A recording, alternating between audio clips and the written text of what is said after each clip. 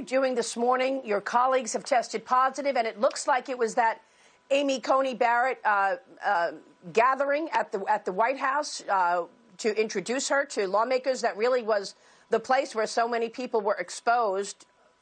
What can you tell us? Yeah, Maria, thanks for the question. I'm doing fine. I extend my deepest wishes to the president and the first lady and every American who's been affected by this virus to get well very quickly. I've been in contact with my colleagues who are either tested positive or who have been exposed to someone who tested positive. And to my knowledge, as of last night, everyone remains either asymptomatic or has mild symptoms that hasn't required hospitalization. What I can say is that everyone is eager to be at work when they need to be at work. They're on the Judiciary Committee a week from tomorrow, either in person or virtually, to have the confirmation hearings for Judge Barrett and then to have the vote on Judge Barrett this month. The president has nominated an outstanding jurist to be on the Supreme Court.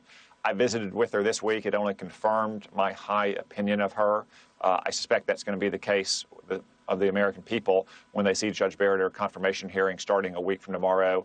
And none of this should have any impact on the schedule of the Senate, either the Judiciary Committee or the Senate as a whole.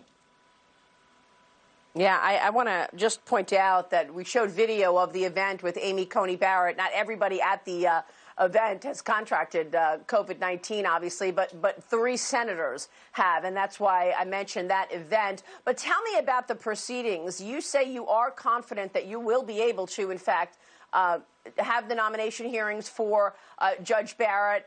You think this will not impact the schedule or the agenda, sir? No doubt about it, Maria. Several of the senators who are in isolation right now would come out of isolation before those hearings begin. But the Senate Judiciary Committee has also conducted 20 hearings this year that have either been in part or in whole virtual. Many Senate Democrats who are now saying we couldn't possibly do a virtual hearing were demanding throughout this year, going back to March, that all committees be conducted over Zoom or WebEx or some other kind of virtual hearing. So the hearing is going to go forward, no doubt in my mind, starting a week from tomorrow, Maria.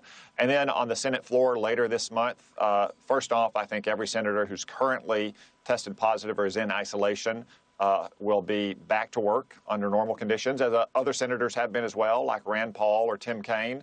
But if that's not the case, Maria, there is a long and venerable tradition of ill or medically infirm senators being wheeled in to cast critical votes on the Senate floor. Most recently, Robert Byrd in 2009 repeatedly rolled in a wheelchair just months before his death to vote for Obamacare. So I'm confident that every senator will be in attendance when his or her vote is needed. So what are you expecting from these hearings? We know how contentious the hearing was for Brett Kavanaugh, particularly Kamala Harris, when she was questioning him. What do you expect